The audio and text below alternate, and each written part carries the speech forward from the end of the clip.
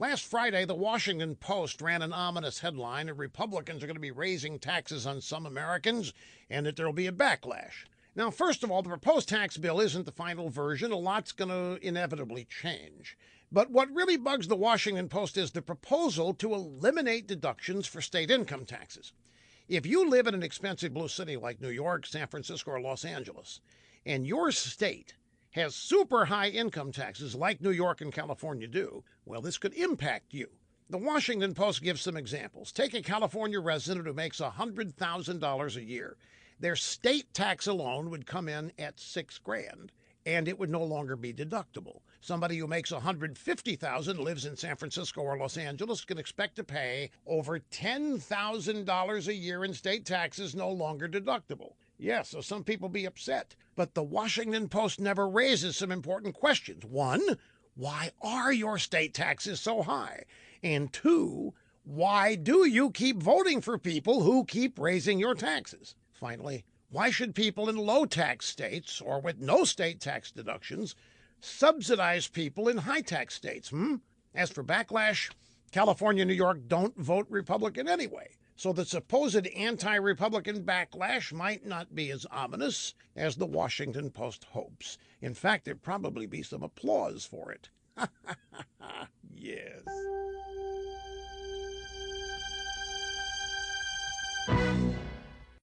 On the morning of November 8th, 1 year ago, liberals were giddy with anticipation. Everything pointed toward victory. The polls in a big data showed Hillary Clinton winning in a big landslide. The day began with predictions that Trump's presidential perspirations were doomed. His chances of reaching the Oval Office said to be between 7 and 29%. In addition to breaking a so-called glass ceiling, Hillary Clinton's election meant Barack Obama's legacy was safe. President Hillary would keep her promise to protect it. Yes, the morning of November 8th, 1 year ago, was a good one for liberal Democrats. On the evening of November 8th, 1 year ago, there was an air of happy confidence. Throughout the drive-by media, as the polls began to close, it was obvious. The stories were already written. The coverage had been mapped out in advance. Media liberals were thrilled. Their unrelenting pounding of Donald Trump was about to pay off. Some establishment Republicans were also giddy. The never-Trumpers, their hatred of the outsider, would be vindicated. And even if it meant an election loss, their hold on the party would remain intact. At 2:40 a.m. the morning of November 9th, 1 year ago, it was all over. The giddiness collapsed into waves of despondency, tears, gloom, and anger. A year later, the fury remains. The rest of the country, however, was celebrating. A year later, we still are. Thank you, Russians.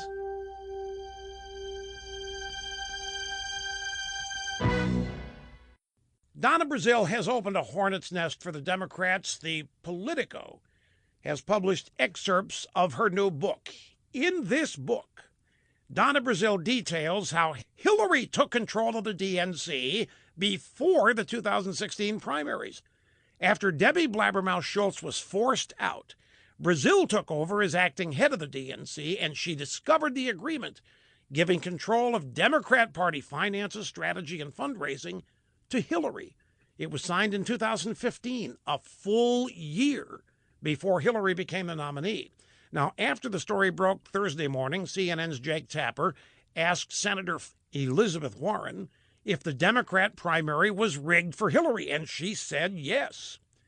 Well, I could have told you that. In fact, I did tell you that last year during the primaries. So did Trump and the supporters of Bernie Sanders, the victims of this crooked deal.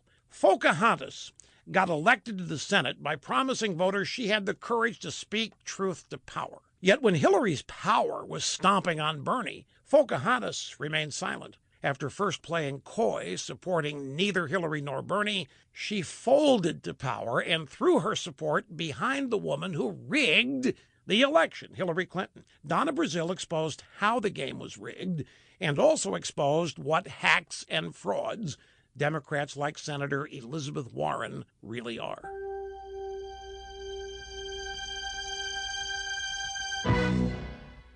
So this week, Michelle Obama spoke on gender issues and parenting at the Obama Foundation Summit in Chicago. The problem in the world today is we love our boys and we raise our girls, she declared. We raise them to be strong, and sometimes we take care not to hurt men. And I think we pay for that a little bit. Are you following this, folks? Boys get love, girls get raised. Mrs. Obama went on. She said, it's powerful to have strong men, but what does that strength mean? Does it mean respect? Does it mean responsibility? Does it mean compassion? Or are we protecting our men too much so that they sometimes feel a little entitled and a little, self-righteous sometimes? Michelle Obama then uttered a profound statement that will echo for generations to come. We have to raise our children to be people, she said. We have to raise them to be ready to be independent, well-meaning, kind, compassionate people. I don't know if that's different for boys and girls, regardless of what they're confronting in the world. So those of you who have been searching for good parenting advice, you now have been schooled by First Mother Michelle O. We need to raise our kids as people. As opposed to what? Reptiles? Snakes?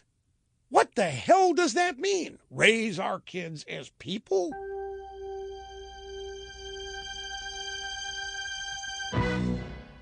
On Tuesday afternoon, Lower Manhattan, the scene of the horrific 9/11 terror attack in 2001, was again struck by terror. 8 people were killed when Sayfullo Saipov, 29, drove a Home Depot rental truck for 20 blocks, mowing down people on a bike path beside the Hudson River. After crashing the vehicle, he jumped out with a paintball gun and a pellet gun, and he yelled the familiar Arabic phrase terrorists use when committing their acts, Allahu Akbar, which translates to God is great. He was shot in the abdomen by an off-duty police officer who had a real gun, and he was taken to a nearby hospital. Early reports indicate the terrorist may have rented the truck in New Jersey. He's not homegrown.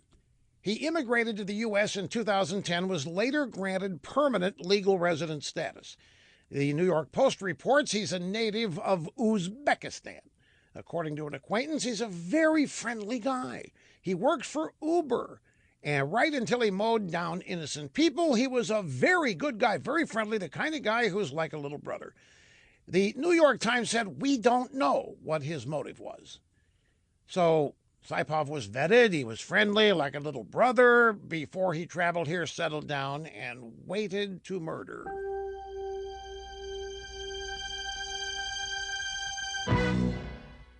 Well, folks, the scandal that has enveloped Hollywood took another turn this week. Star Trek actor Anthony Rapp, now 46, accused fellow actor Kevin Spacey of sexually harassing him in 1986 when he was 14. Now, Spacey immediately apologized for what he said would have been deeply inappropriate drunken behavior, and then Spacey set off another firestorm when he used the apology to declare he chooses to live life as a gay man. Oh, it's a choice now?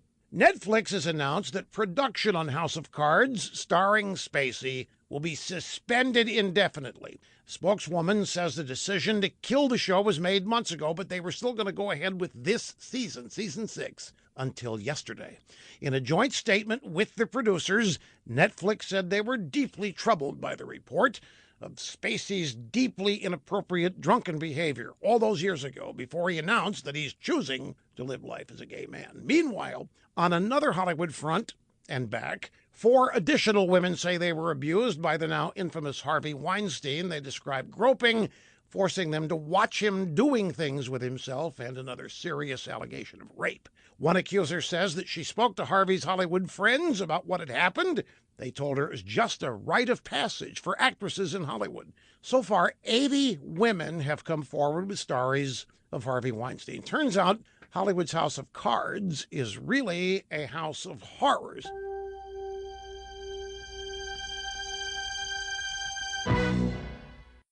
They are concerned at the Politico. They are worried the Obamacare open enrollment period starting this week is going to be hurt by confusion, leading to lower enrollment numbers, which won't be an accident, warns Politico. Whose fault is the impending Obamacare implosion, according to these drive-by wizards of smart? Well, according to them, it's Trump's fault. Politico says that from the day he took office Trump and his team have undermined Obamacare by gutting outreach and marketing. Now, almost half of America's counties have just one insurer selling plans.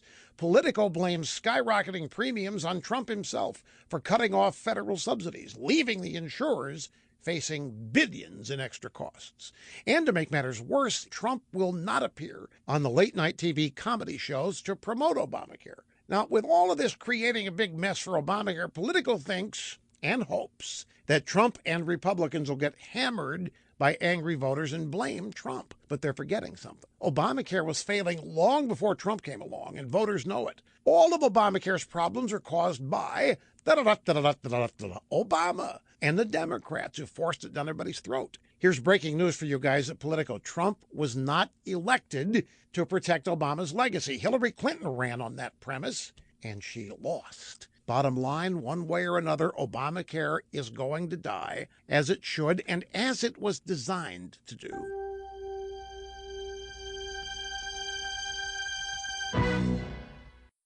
Last week, inside the Capitol, as President Trump was walking to meet with Senate Republicans, a protester emerged from a group of reporters in a secure area. He shouted treason, started throwing Russian flags at Trump. The fringe kook protester has now been identified as Ryan Clayton. He's a liberal activist from a known anti-Trump group. Clayton, as it turns out, was on a Capitol watch list. Now, a source told Fox News that Clayton used a 4-day-old press pass to a very sensitive area of the Capitol where the House Intelligence Committee is housed. In January, this guy was one of 3 protesters who disrupted the House as they tabulated the Electoral College votes. In July, Clayton caused a commotion in the Capitol when Jared Kushner was visiting. The day he threw the flags at the president, Clayton had been denied access to the building but still found his way back in. Now, the Capitol Police Board's conducting an internal investigation to figure out how this guy, already on a watch list, got into the press area without credentials and got as close to the president as he did. Now, this is a deranged Trump hater. He could have thrown something a lot more harmful than Russian flags at the president. Maybe it's time to connect the dots and throw the book at this guy and figure out which Democrat is letting him in there.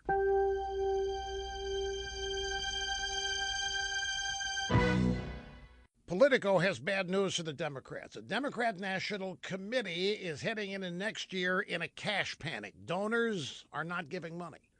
The problem is so bad, the DNC operatives worry they won't have enough money to build their ground game for next year's elections. Now, the new chairman of the DNC is a wacko named Tom Perez, and he cannot convince people that the DNC has been rebooted. Now, for years, the identity of the DNC and their fundraising operation was so closely tied to Obama and then the Clintons that they never developed a strong bench. And now that he's out of office, Obama is keeping his DNC involvement to a minimum because he wants to get the money, not them. The donors complain the DNC doesn't have a message or a plan to win, and the Democrats have lost a string of high-profile special elections like the Ossoff race in Georgia. One top donor says he'll wait until they get new blood. Until then, he admits that he cannot get motivated. Another longtime donor says you just can't go to donors and say, support me, I'm the DNC. You have to rebuild the credibility. That problem is beyond their ability to fix. The Democrats now stand for one thing. Well, 2 things, communism, and they hate Donald Trump. And with all their hearts and minds and souls, they love communism and hate Trump. Trump hatred may keep their comrades in the drive-by media in business, but it's not enough to win elections or apparently raise money.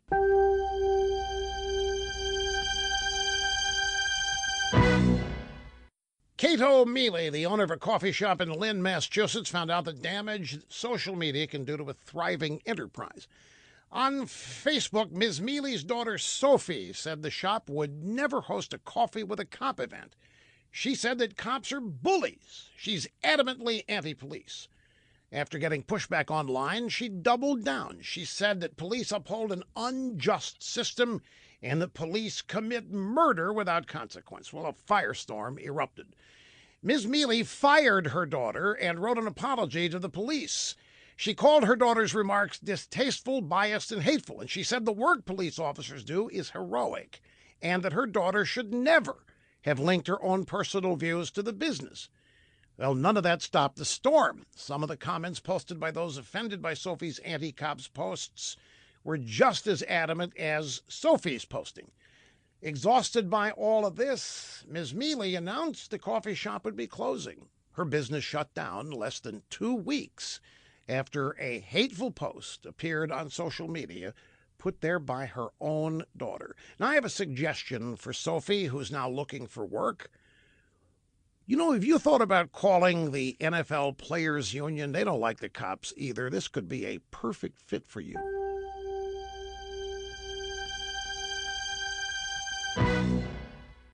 Ladies and gentlemen, the Reverend Jesse Jackson has weighed in on the NFL protests. It's a take that only he could come up with because he's dead wrong about everything. He was on Fox Sports 1. First, he accused the NFL of committing illegal workplace harassment because he says the NFL allows owners to cut players that protest the anthem without having to pay out the full contract, unlike Major League Baseball and the NBA. They can cut players, but not because of the anthem protests. There's no question in his mind that Colin Kaepernick was the victim of collusion, since he hasn't been picked up by any other team. Reverend Jackson took issue with the Star-Spangled Banner itself because it was written by a slave owner and has offensive lyrics in one of the verses. But the kicker is this quote from the Reverend Jackson: to go from picking cotton balls to picking footballs and basketballs without freedom is not very much progress. Now, I don't know how many football or basketball players picked cotton balls before being signed by professional sports teams, but I'd guess not very many. Larger point is this. If Jesse Jackson is correct in his claim that protesting football players don't have freedom, that they are just as oppressed as slaves picking cotton were 2 centuries ago, while they earn millions more than average Americans, then the entire civil rights movement has been a total bust, with him leading it.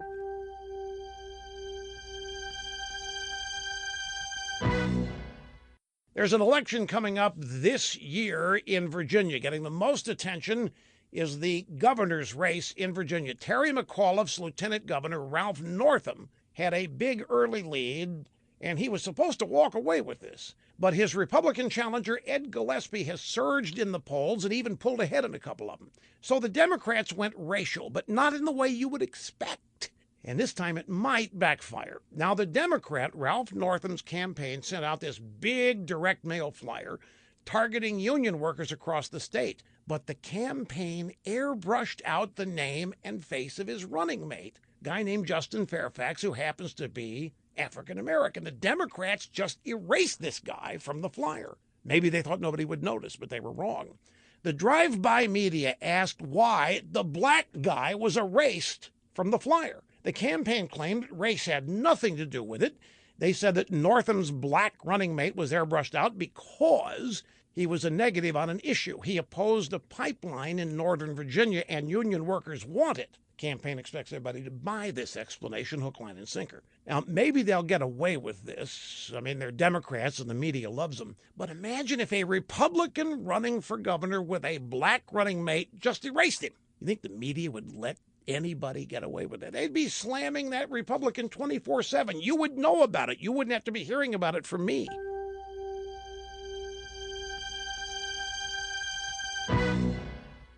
Last month, after Democrat leaders Pelosi and Chuck Schumer met with President Trump at the White House, they were giddy. Supposedly, they had agreed to a deal to cover the so-called Dreamers. Those are the children of illegal immigrants granted amnesty by President Obama, with an unconstitutional executive action, which President Trump rescinded. Well, the giddiness is gone. At an immigration rally in Los Angeles, Pelosi gave the thumbs down to the new border enforcement policies Trump says must be in the deal for him to sign it. The Trump administration is demanding that more enforcement agents be hired to keep up with the rising level of deportations, and there has to be funding for the border wall. Pelosi said the Democrats would never accept those proposals. She told activists at the rally that she and Chuck might be open to some new border security, but that would not include the wall or increased reinforcement internally in our country. It's un-American, and we will fight that, she said. So no additional agents to deport those staying here illegally. calling the enforcement of American immigration law somehow un-American is totally asinine. To believe it is insane, but that is where the Democrat Party finds itself these days. And for these people to think this is how they're going to win back the House and the Senate is also insane.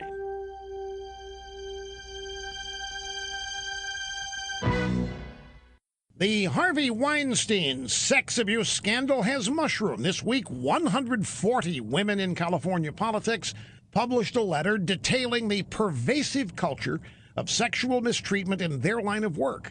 26 women from the legislature signed it. They say fear and shame prevented them from speaking up until now.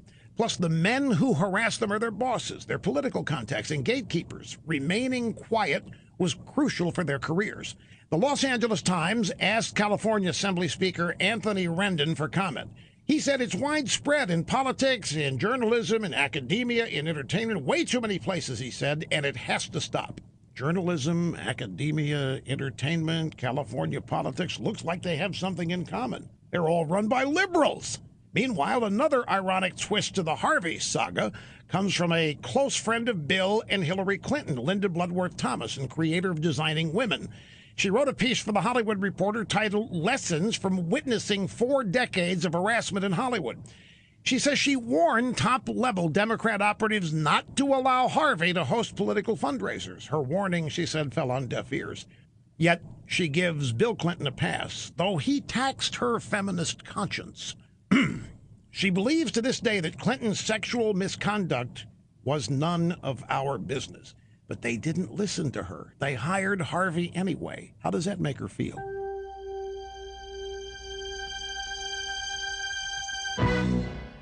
Well, folks, I guess it was only a matter of time. I guess it was inevitable. 37-year-old Erica Anderson, recently a bride. Her New York City wedding was picture perfect. She wore a beautiful white dress. She walked down the aisle with a bouquet of flowers with the Brooklyn Bridge and the New York City skyline behind her. And it was time for Erica to take the big step, which she did willingly. She took her wedding vows with herself. That's right, my friends. She married herself. Sologamy is what it's called, sologamy. Ms. Anderson's part of a new and growing trend called sologamy. Happy Bride later discussed her big day and what it meant to her. I would describe it as women saying yes to themselves, she said. It means that we are enough, even if we are not partnered with someone else. Is it Ms. or Mrs. Anderson? I don't know. Whatever. She revealed that she had gotten tired of friends and family asking when she was going to get married. So in front of them, she tied the knot to herself, by herself, with herself. Now, before you brush this off as pathetic or the ultimate expression of narcissism, here's the thing. Mrs. Anderson is not alone, in a manner speaking. Businesses have sprung up eager to help sologamists create their perfect wedding day. Some companies sell wedding kits. Others provide typical services like photography. The trend is not going away. As for Mrs. Anderson, I hope she had a heck of a honeymoon.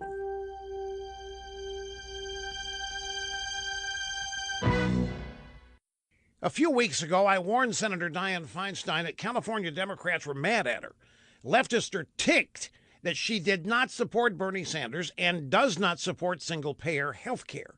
And they got really mad when she said nice things about President Trump. They also think she's losing it. She's too old at 84. But she is undeterred. After serving 25 years in the Senate, she just announced that she's running again. Normally, that would clear the decks of all challengers, but not this time. Kevin DeLeon, president of California State Senate, is primarying Di-Fi. He plans to tell his personal story about how hard his immigrant mother worked and what it was like to grow up in poverty, as opposed to Feinstein's extreme wealth and privilege. DeLeon says that he's taking on the political monarchy, but that he's up for it. Well, you better be, sir. I mean, just as I warned Di-Fi, let me warn you. You are about to find out what all your brave talk about your humble background is worth. Dianne Feinstein isn't about just roll over and head to Jurassic Park. Putting her out to pasture, sending her to the glue factory, that's going to require a knockdown, drag-out war against 25 years of accumulated federal political power. And Di-Fi is an old-school Democrat. She knows how to fight even dirtier than you do. Her problem is remembering how.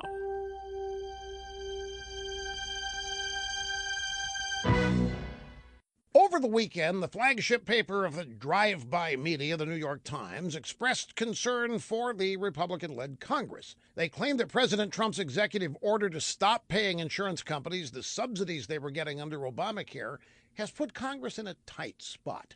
Trump's ending those subsidies, they say, could lead to chaos in the insurance landscape. Insurance companies might flee Obamacare. The costs to stay in Obamacare might rise, causing some consumers to be priced out. The Times even found a hostile Republican governor willing to spout Democrat talking points. Nevada Governor Brian Sandoval vented that Trump's action would hurt kids, families, people with mental health issues, veterans. Well, it would just hurt everybody. Now, first things first, the New York Times and every other drive-by media outlet ignores the central issue. The subsidies flowing to insurance companies under Obamacare were illegal. According to a federal court decision, the payments were unconstitutional from day one, and they had to end. Second, people have already been hurt by Obamacare. Costs have been rising uncontrollably since it was enacted. There's already chaos. People are already priced out of good coverage. Millions lost their doctors and plans that they liked, along with freedom to follow their conscience.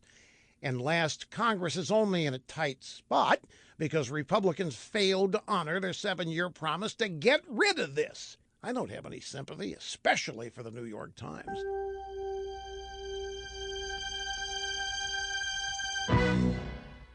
I have a swamp story for you, which could only happen in the swamp. According to roll call, the U.S. Attorney's Office for the District of Columbia announced last week that a congressional staffer faces a 5-year stretch in prison for falsifying a security clearance form. Isaac Avant has been serving as chief of staff for Mississippi Congressman Benny Thompson, highest-ranking Democrat on the House Committee for Homeland Security. Mr. Avant has been staff director for that committee during the week. On weekends, he had to go to jail. Now, that's because last January he was convicted of failing to file federal income tax returns. He was sentenced to 4 months in jail and fined $150,000. But being a high-ranking figure in the Washington establishment, he was allowed to serve his time on weekends. Now, apparently Mr. Avant failed to mention any of this on his security clearance form for the Homeland Security Committee. So, again, he faces charges. This time, he could get 5 years behind bars if convicted, and there's no talk about doing time on weekends. Now, for a while, nobody, including roll call, could find out if he still worked for the Democrat congressman or if he had been terminated. Well, we now know he still has his job, and that, my friends, is how they roll in the swamp. Jail? What jail? Not for me.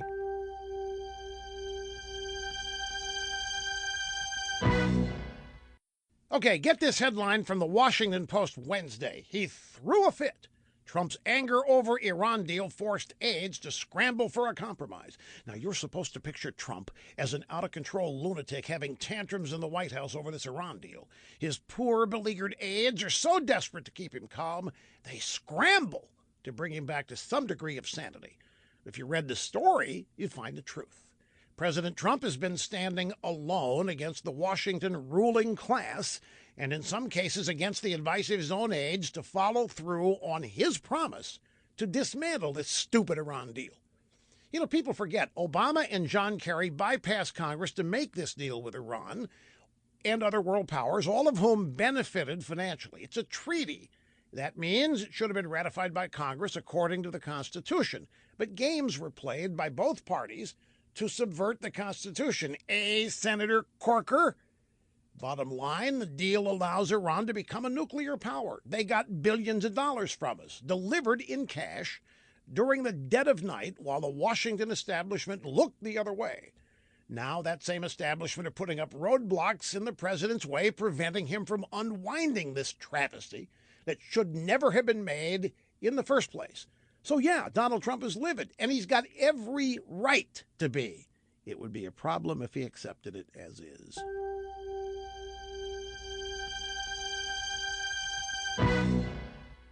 Capri Cafaro, former Ohio State senator who now teaches at American University's School of Public Affairs, is a Democrat.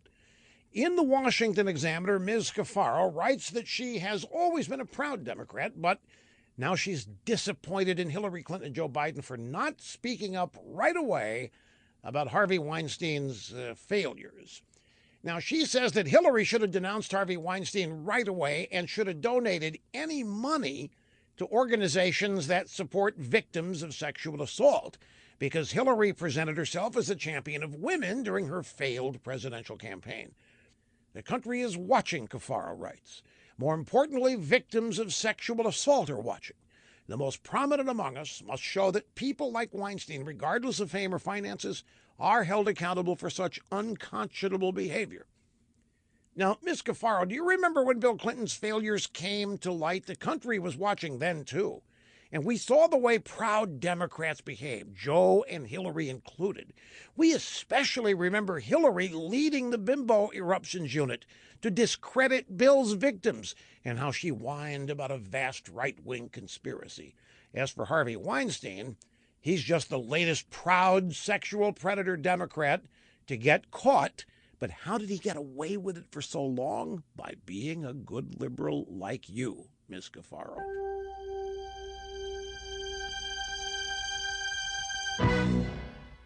Governor Jerry Brown is on a collision course with President Trump, and he just raised the stakes by signing a law declaring California a sanctuary state. Now, under the new law, state and local police are restricted from cooperating with federal agents on immigration investigations and arrests, and it is outrageous. But if Governor Brown and his moonbeam Democrats thought the Trump administration would simply bend over and grab their ankles, they thought wrong. Thomas Homan, the acting director of ICE, immediately put California on notice. He said that Governor Brown's law undermines ICE from doing its job, which is federally mandated, and he then announced a change. Since they can no longer pick up illegal immigrants at jails and prisons, which are controlled environments, ICE will adapt. Now, ICE will focus on grabbing illegal aliens from their neighborhoods and work sites, which will inevitably lead to collateral arrests. And since the entire state has declared itself to be a sanctuary, Acting Director Holman issued another warning. Illegal aliens picked up in California will now most likely be detained in facilities outside the state, far, far away from family. It turns out liberal politicians are not the only ones who can make life difficult for their opposition. The Trump administration is up for this fight like they're up for all fights, something liberals are not used to seeing and don't quite know how to deal with.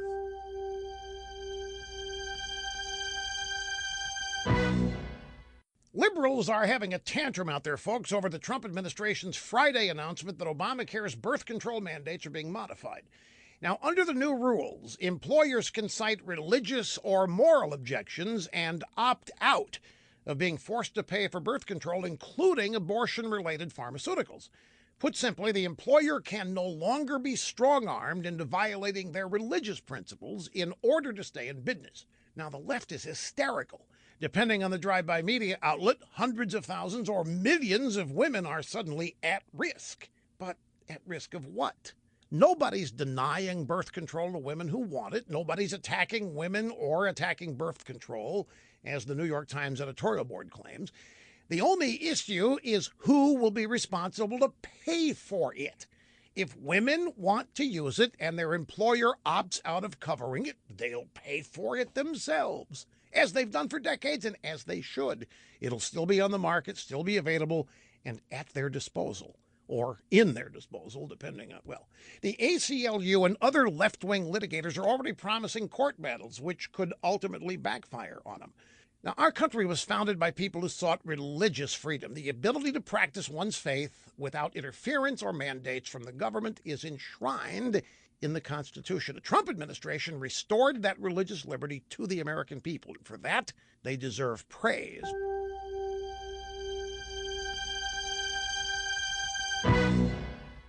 25-year-old reality winner served in the Air Force for 6 years as a linguist, and then she went to work for a federal contractor connected with the NSA. In May, a day after she started the new job, she's accused of using her top-secret clearance to download an NSA analysis of Russian attempts to influence the election. She mailed it to a left-wing online publication called The Sept. she was arrested. She was charged with violating the Federal Espionage Act. This week, she was denied bond for the second time by U.S. Magistrate Court Judge Brian Epps. The judge found that Reality Winner acted with premeditation. Before leaving the Air Force, she had researched what could happen if a thumb drive was inserted into a top-secret computer and how to anonymously send information to drive-by media outlets. Judge Epps also found that Reality Winner wasn't joking, as she claimed she was, when she expressed hatred for America, including wanting to burn the White House down. She was not kidding. He ruled that she presents an ongoing threat to national security and is a flight risk. Now, under Obama, leakers could simply ask for a government-paid sex change operation, mount a left-wing public relations campaign, get out of federal prison with a pardon. Bradley Manning? But times have changed. So for now, Reality Winner will stay put in a secure lockup until her trial. Sometimes, folks, reality bites, and it can hurt, if it's in the wrong place.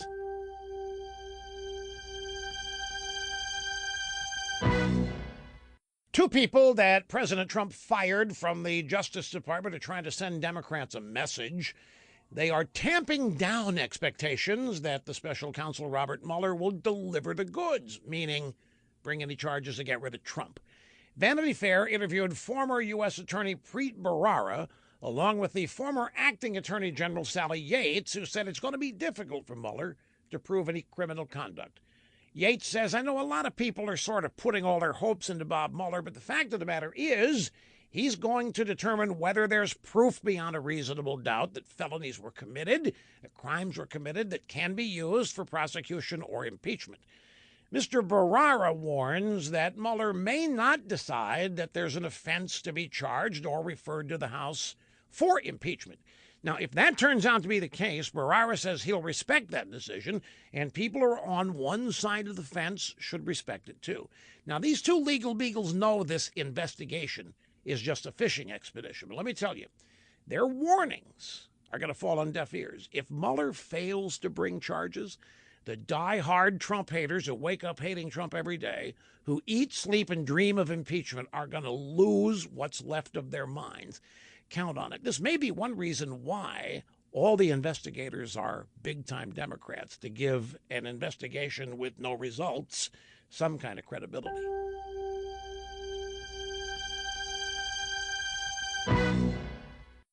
Professor Miroslav Djordjevic is arguably the world's leading genital reconstructive surgeon. He's a clinic in Belgrade, Serbia, and also does surgery at Mount Sinai Hospital in New York. He's busy. People the world over come to this guy to get work done on their equipment, their package.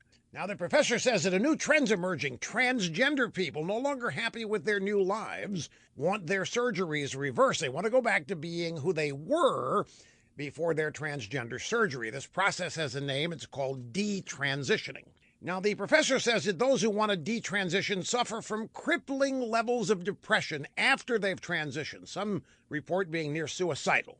But the medical community is not listening. There isn't a lot of research because trans people are politically correct. Detrans people are not. But the professor says that all the reversals he's performed are on transgender women over 30 who want their original male equipment back. Having a re-addictomy, that's not easy. It takes several operations and over a year to reattach the equipment, and it's expensive, around 20 grand. But who cares about the cost, especially when you're missing such a big or small part of yourself, as the case may be. So now we have men, women, transgender, and detransgendered, and LGBTQ, DT, WTF. Sex is getting more complicated by the day. What happened to just get in, get it, and get out?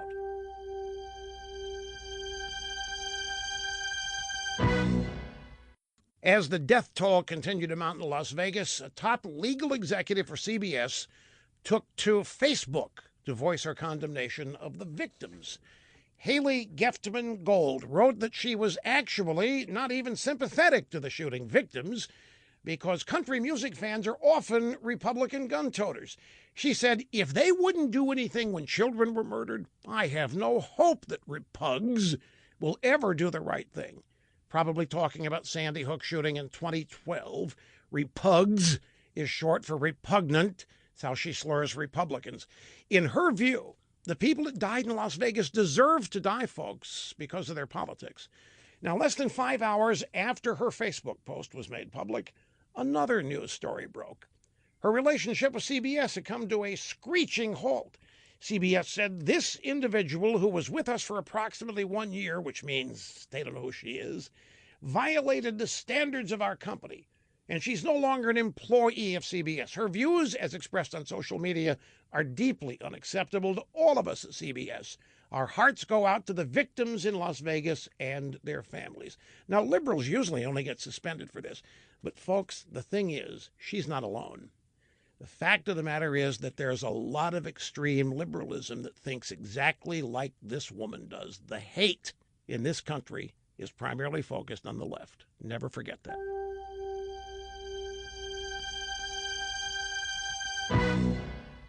A couple of weeks ago, U.S. District Judge in Illinois gave sanctuary cities a reprieve. You could even call it amnesty. The judge ruled that the Justice Department cannot withhold money from Chicago because Chicago said it's a sanctuary city and the DOJ has to leave them alone. Now, this judge is not going to have the last word. This is on appeal.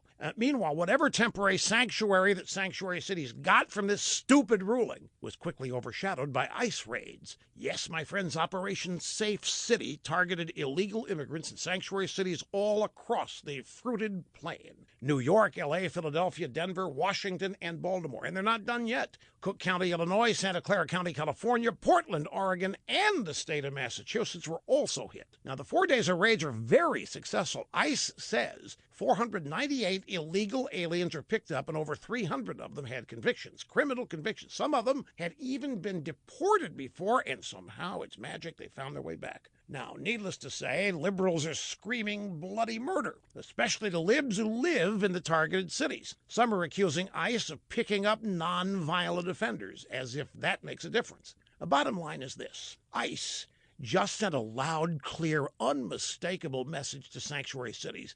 Despite what the liberals who run them say, illegal aliens will not get sanctuary in sanctuary cities, unless maybe they decide to build a wall.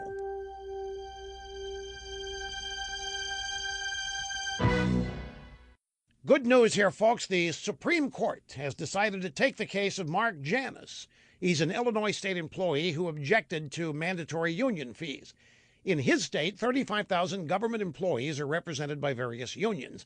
In early 2016, a similar case brought by a California schoolteacher was brought before the court when Justice Scalia died.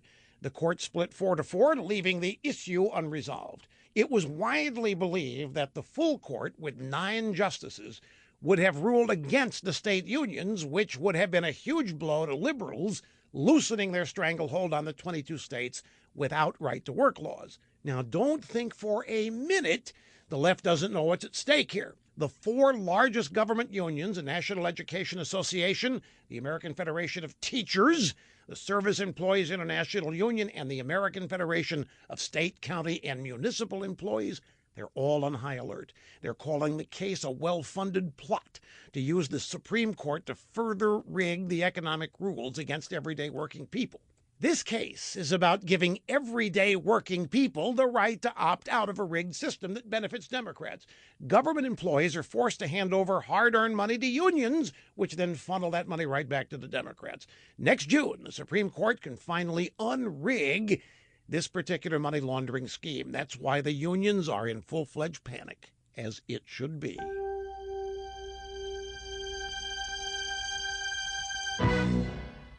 President Trump's criticism of the NFL for supporting player protests during the national anthem has sent Democrat Congressman Al Green over the edge.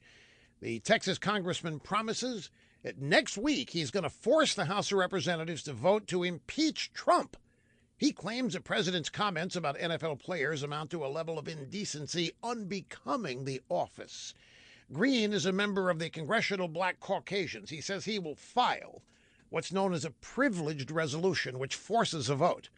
Now, other Democrat fringe kooks like Brad Sherman of California talked about filing impeachment articles and forcing a vote, but that was all talk. The Democrats are nervous that this Green guy really means it, which will put them in a quandary. New York Congressman Gerald Nadler says we're not there yet. He says although Trump has done terrible things, there aren't grounds for impeachment yet. I mean, even Maxine Waters, who's been blathering about impeachment for months, is not rushing to Al Green's side.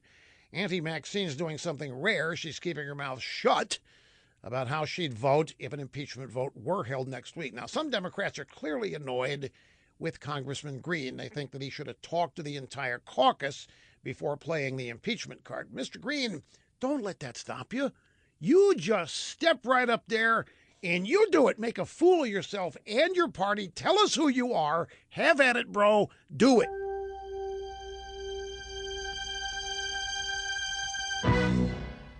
Yet another Obamacare repeal went down in flames thanks to Republican Senators John McCain, Susan Collins, and others. And it should now be apparent to everybody that there never was any desire to repeal it. Senator Collins of Maine blamed her opposition on proposed Medicaid cuts. She said that it was unacceptable to make structural changes without hearings.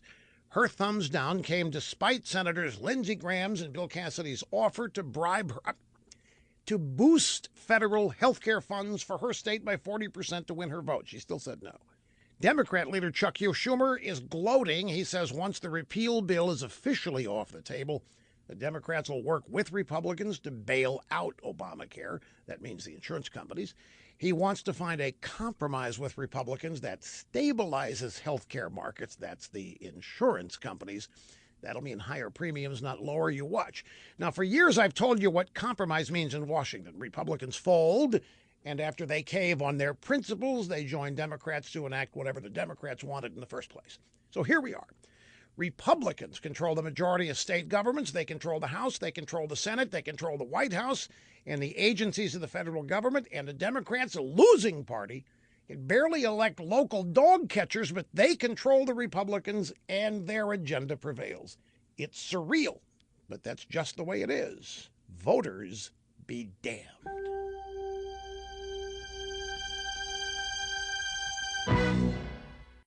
Okay, that person who used to be known as Bradley Manning, now known as Chelsea Manning, ran into trouble at the Canadian border. The trouble did not come from our border guys, but from Canada's. Manning told Reuters that while trying to get into Quebec, on the way to Montreal and Vancouver, the former U.S. soldier was stopped and detained overnight. Then given a report stating this traveler was inadmissible to Canada due to a track record of serious criminality. The report said that the crimes Manning had been convicted of under the U.S. Espionage Act would equate to an indictable offense, namely treason, if they had been committed in Canada. So Canada told Bradley/Chelsea Manning, no thanks, stay home, don't pass go, we don't need your tourism dollars. Well, this Manning thing was outraged and plans to get a Canadian lawyer to fight Canada's refusal in a Canadian tribunal. Now, you never know what's going to happen in court, but we do know this. The Canadians apparently take border security seriously. Being convicted of a crime like treason may earn you a presidential pardon from Obama here in America, but it doesn't get you a get-out-of-jail-free card everywhere else. One more thing. As politically liberal as Canada is perceived to be, it turns out they do enforce their travel bans, don't they? They're serious up there.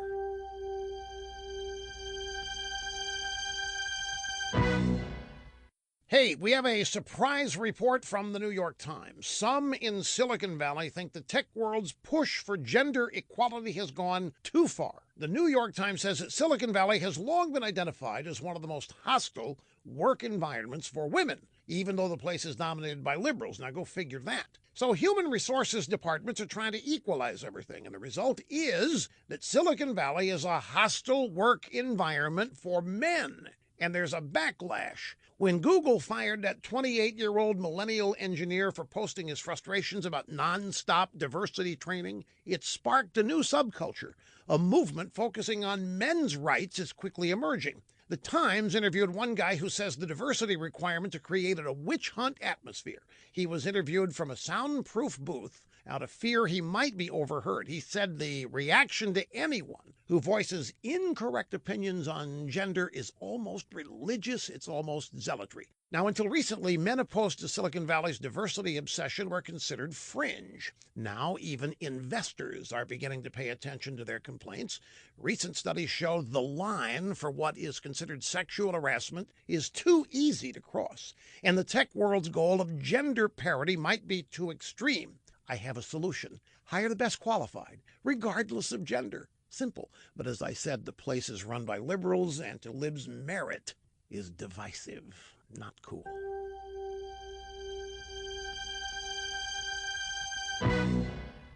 Folks, there is a radical feminazi website out there that's not doing well. They're treading water financially. They're holding a last-ditch online fundraiser to try to keep the doors open. I'm not going to tell you what they are because I don't want to help them. I just want to tell you these things. The CEO is bragging she's a person with multiple marginalized identities. Now, this website announced that if they don't get big bucks by the end of May, it'll be too late because scary financial trouble threatens their all-important work. What is this all-important work? What is so valuable to society that people should reach into their wallets and bail this outfit out? Well, their homepage gives you an idea. Here's a headline: Healing from Toxic Whiteness. Another title, A Guide to Self-Care When Your Loved Ones Don't Support Your Activism. And my favorite one is this: 5 ways Mexican queerness is a radical act against colonialism and machismo. Now, you remember the Temptations had a big hit in the 60s, Ain't Too Proud to Beg? Well, that could be these feminist theme song because they're begging hard, so to speak. They complain that it's a terrible challenge to create intersectional feminist media in a financially sustainable way, especially in a world that does not value what they do. Ladies, girls, it's whatever you are, if the world doesn't care what you do, why should they support it with cash? No wonder you're losing your shirts, or worse, because you've already lost your minds. What about your panties? Have any left?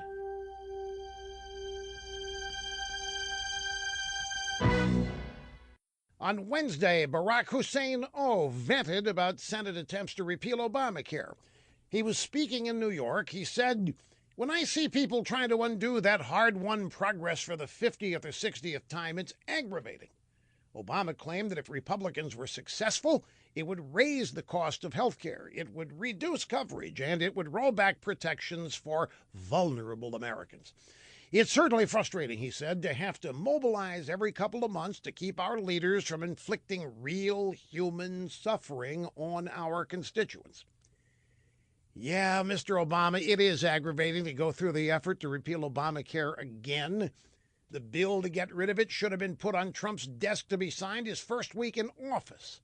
Nobody is more frustrated than the voters who sent Republicans to Congress year after year to get rid of it. Now, aside from that, seriously, Mr. Obama, you have the audacity to issue warnings about reduced health care coverage and rising costs. Obamacare is why Americans face out-of-control prices now. It's why millions could not keep their doctors or their plans they like, despite all of your false promises. Zero credibility, Mr. Obama. That's what you have when it comes to health care. You and your party are the ones responsible for inflicting real human suffering on the country. There's no other way to look at it.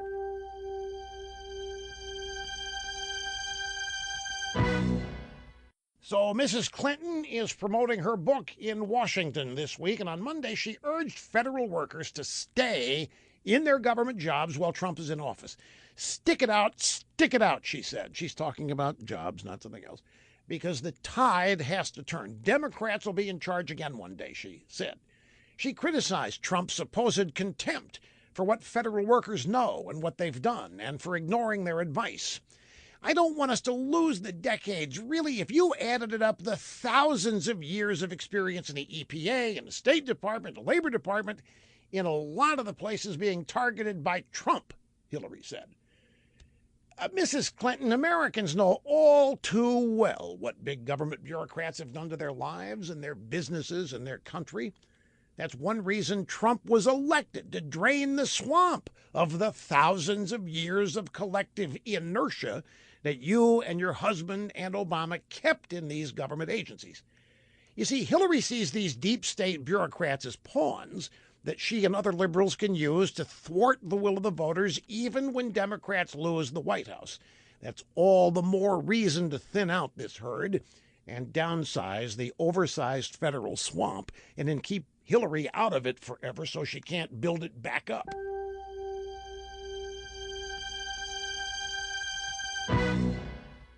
For the last 20 years, the whole world has been able to witness the destruction of Venezuela, and they did it to themselves. It used to be a stable, economically healthy democracy with oil behind the economy.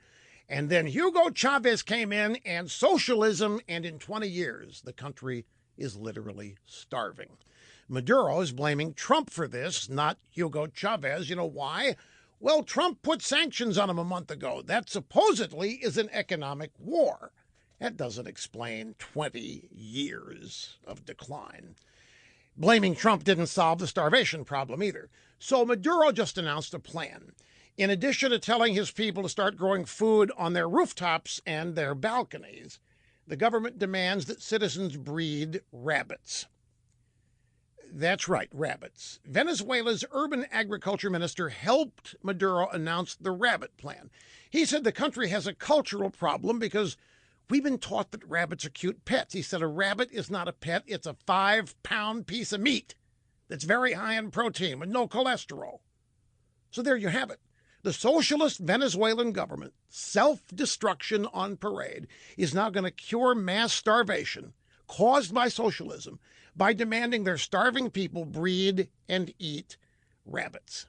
Hey, Bugs, what's up, Doc?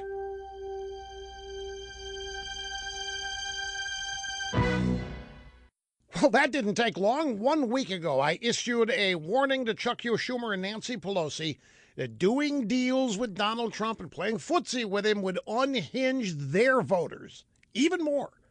Well, sure enough, Politico just reported that the Democrat base is growing anxious. Liberals are seething at the idea of bipartisanship coming to Washington. They want Trump impeached. They don't want Chuck and Nancy working with him, especially on immigration. Activists are terrified that Schumer and Pelosi will give too much ground in negotiations over the so-called Dreamers. Far left Congressman Luis Gutierrez told Politico he loves Pelosi, but he said, do I now have to accept border security? Do I now have to put up half a fence? Is it going to have electricity and barbed wire on it? See, the liberals worry that if Pelosi and Schumer, Chuck and Nancy, keep dealing with Trump, it'll normalize Trump in the eyes of voters right in time for the 2018 elections. If you're a moderate who wants everybody in Washington to get along, this might come as a surprise. But hardcore liberals do not want to work with Republicans. They never have on anything, ever. They don't want any stinking bipartisanship. They want to wipe Republicans out, and they hate Trump. Too bad the Republican establishment never learned that lesson, isn't it?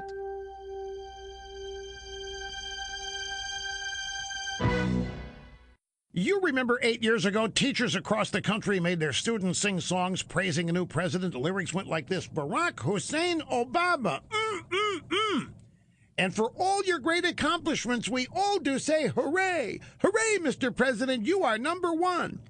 Well, teachers aren't teaching those songs anymore. There's no hoorays in schools these days when it comes to the president. Lily Eskelsen Garcia, president of the National Education Association, says that Donald Trump is scaring children across the country to tears. Ms. Garcia told the National Press Club last week that Trump creates fear in children, and that is unforgivable. She said that for the first time in our country's history, and I've talked to these teachers, she said, we have to comfort crying children because they are afraid of their president. The kids who are afraid, according to the NEA president, are girls wearing hijabs, children named Muhammad, Alfredo, and Juanita, as well as transgender children who just want to use the bathroom. Now, Ms. Garcia, you know who's responsible for scaring America's school children. You and your cohorts, your far-left teachers union. You're the ones teaching kids lies about the president and everything else. You're the one actually making them cry.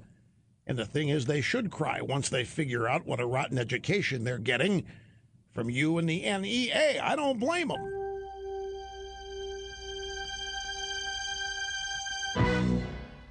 Some very disturbing news from the world of entertainment, ladies and gentlemen.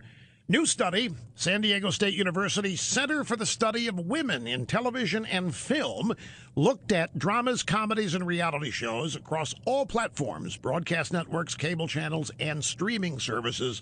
The results are distressing. Here's the headline from Jezebel, a feminazi website. Study finds that women characters on TV are still more likely to be mothers and wives, and that's unacceptable. Who would dare put them in those roles? Now, according to the research, women on screen play more personal life-oriented roles. Men play more work-oriented roles. Women still playing housewives. Men play business executive types like Hollywood stuck in the 50s. Here are the statistics. 68% of shows have casts with more men than women. Only 42% of all speaking roles go to women characters. It seems like more than that to me, but that's what they say. Behind the scenes, it's even worse, folks. 85% of programs have no women directors. 75% have no women editors. 67% have no women producers. And 97% have no women directors of photography. The question, why is Hollywood such a hotbed of sexism? Why is the entertainment universe run totally by liberals, full of chauvinism and misogyny? Could somebody explain that to me?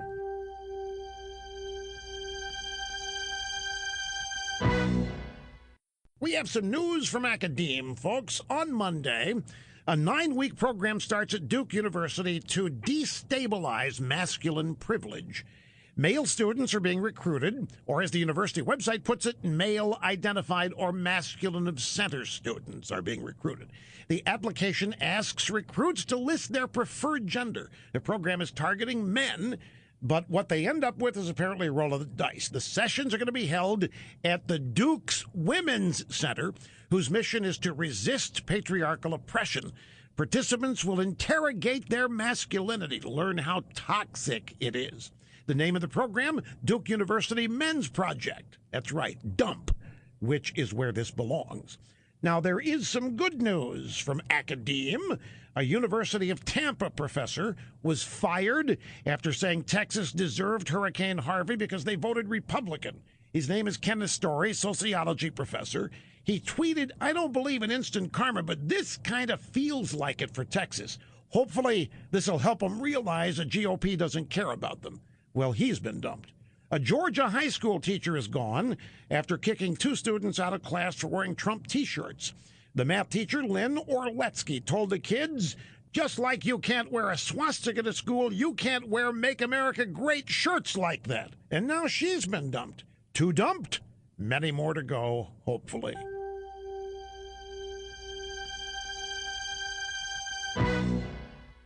Hey, look at this, folks. According to People magazine, Kmart's decided to relabel their plus-size clothes for women as fabulously sized instead. Kmart says the decision was due to market trends for diversity promotion and body positivity.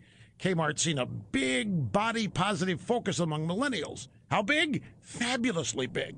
And People magazine applauds this all-inclusive sizing and getting away from that awful word plus. They say it's a welcome change in an industry known for othering women bigger than size 4. Now, this brings me to Hillary Clinton and her new book, What Happened? 500-plus pages of excuses, blame, and denial. On CBS Sunday, Hillary said the forces that were at work in 2016 were unlike anything I've ever seen or read about. It was a perfect storm. You see, these forces were bigger than anything in history. Plus-sized forces, described in a plus-sized book. Hillary's book blames James Comey, Bernie Sanders, Vladimir Putin, Russian hackers, Barack Obama, white nationalists, angry voters, a lack of DNC tech support, and on and on and on. Which may be one reason that Amazon and Walmart slashed the book's price by 40% before it was released. But don't worry, liberals will still call Hillary Clinton fabulous. Fabulous.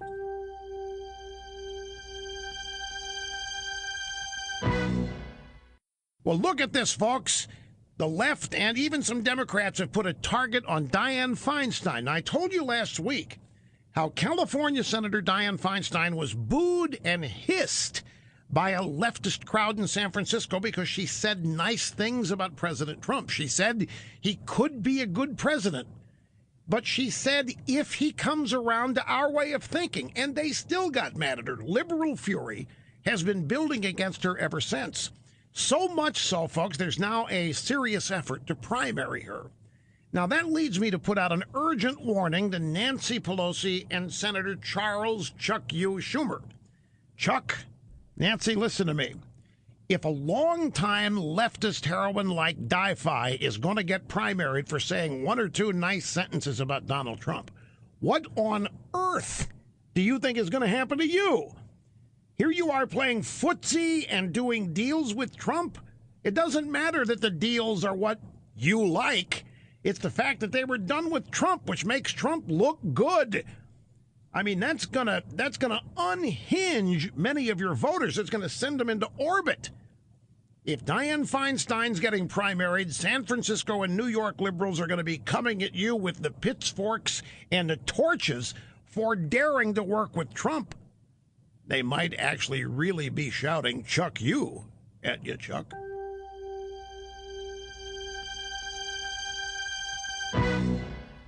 It's not her fault. It was never going to be her fault. Writing a book about it is painful. And no, she's not going away. That's the message from Hillary Rodham Clinton at the Women for Women conference, being interviewed by Christiana Manpour, one of Hillary's many drive-by media buddies, sycophants. You know, it's actually comical. Hillary says she takes full personal responsibility for losing the election and then blames everybody but herself, primarily James Comey. If it wasn't for those Russians hacking into Podesta's emails, she'd be president. If the election were held October 27th, the day before Comey announced he reopened the investigation into her email server, she'd be president. And we mustn't forget, Hillary Clinton is a woman, she has to tell us. And our society, my friends, is mired in misogyny. If voters could have overcome their horrible anti-female biases, she'd be president. But now Hillary Clinton, victim of Russia, victim of the FBI, victim of misogynists, and who knows what else, is on the outside looking in. She has no intention of slinking into the sunset. Well, she actually can't slink. She would waddle. She has joined the anti-Trump resistance now. So buy her book and read again why it's not her fault. It's going to be painful to write. You can read it for yourself, how much personal responsibility Hillary Clinton takes for losing the big one, and that is zero. You did it.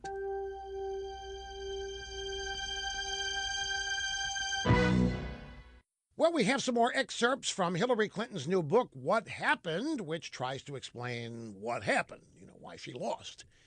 And now she's blaming Crazy Bernie. She says that he resorted to innuendo and impugning her character because she and Sanders agreed on most issues.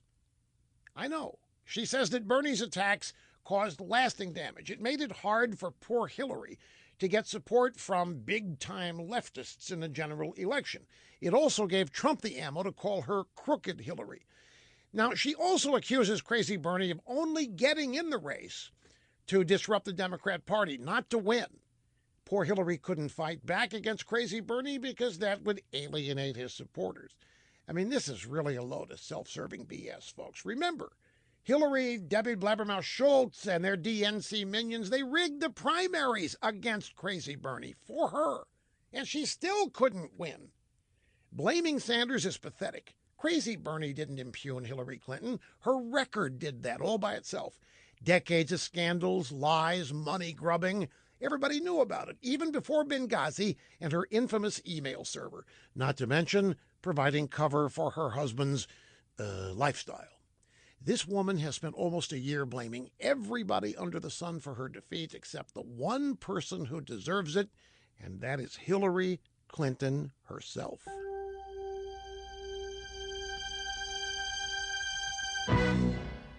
Barack Hussein Obama is on the sidelines now, but that didn't stop him from mouthing off after Trump ended the DACA program. That's the unconstitutional amnesty Obama gave to people who came here illegally as children. In a lengthy statement, Obama said targeting these young people is wrong because they've done nothing wrong. He called Trump's actions cruel and self-defeating. Obama said this is about whether we are a people who kick hopeful young strivers out of America. Mr. Obama, you call this a political decision and a moral question, but it is a legal decision. It's a constitutional question. Before you decided to act politically to grant this amnesty, you yourself admitted you didn't have the constitutional authority to do it. But you did it anyway, knowing the Republican establishment wouldn't say anything and the drive-bys would applaud. The only thing Trump did was follow the Constitution, which stipulates that Congress makes our laws. And now that the president's given Congress 6 months to act before anything changes, they can reclaim their constitutional role in immigration law. Who gave tens of thousands of these hopeful young strivers false hope in order to satisfy cheap political objectives? That was you, Mr. Obama. You used these kids like pawns because you hope they're future voters for the Democrat Party. That's what's cruel.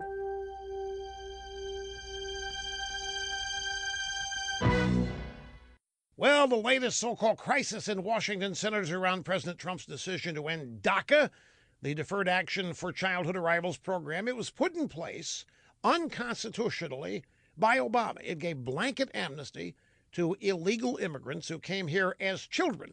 Candidate Trump campaigned on ending the program, but since his election, the establishment, Democrats and Republicans, have mounted a huge campaign to pressure Trump to break that promise. Well, Tuesday, Trump ended the program, but provided a 6-month delay before it's officially shut down. That gives Congress plenty of time to pass legislation to give amnesty to these DACA kids who are here illegally, if that's what Congress decides, which is leading up to an election year. The issue is not a legal one. This is purely emotion-driven. Every legal expert worth his salt agrees that Obama overstepped his authority when he granted amnesty via executive action. Immigration law, like all legislation, is supposed to be written by Congress. Not a gray area. It's spelled out in the Constitution. But when Obama ignored the Constitution on this, Republicans offered little pushback other than lip service. So in the coming days, we'll see what the Republican Congress is made of. They could get rid of DACA as promised, or they could grant amnesty, giving lip service to their promise, like they did with their promise to repeal Obamacare. Just depends what the Chamber of Commerce wants.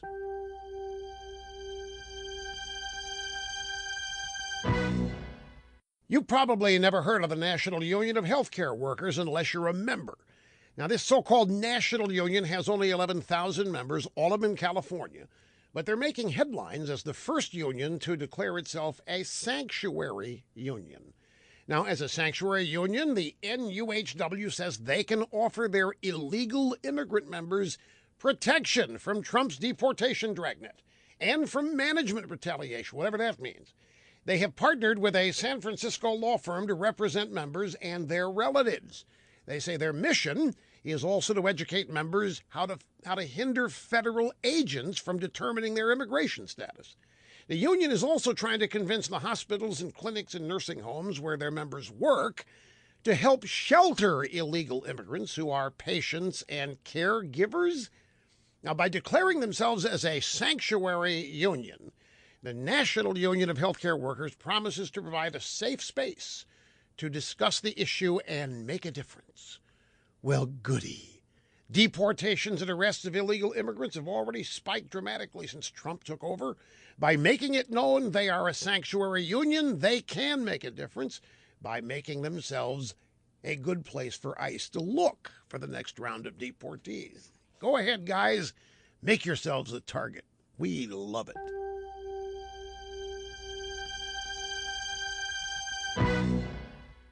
You've all heard of MIT, Massachusetts Institute of Technology. They have a publishing company, and they're dipping their toe into the children's book market. It's a book of fairy tales. And you know what the title is? Communism for Kids. The fairy tales have an agenda, teaching kids that communism is good. This is what they say about their book. It all unfolds like a story, with jealous princesses, fancy swords, displaced peasants, mean bosses, and tired workers. But before they know it, the readers are learning about the economic history of feudalism, class struggles, and capitalism, different ideas of communism, and more. Cartoon drawings of lovable little revolutionaries entice kids through the evils of capitalism. The book has earned praise from leftists who say it's especially needed now that Trump is president. Young readers get the message that while some forms of communism fail, class warfare ultimately leads to a better world. Yeah, it's the age-old lie, folks. The only reason communism always fails is because the wrong people have been in charge. No wonder liberals love the fairy tale of communism. They never own up to the awful reality of it. Poverty, scarcity, corruption, brutal oppression for those forced to live under it, not to mention the tens of millions murdered under communist leaders like Stalin and Mao. Communism for kids is dreary, kitty-commie propaganda. And I predict young readers won't fall for it because I'm going to be competing against it. Screw this.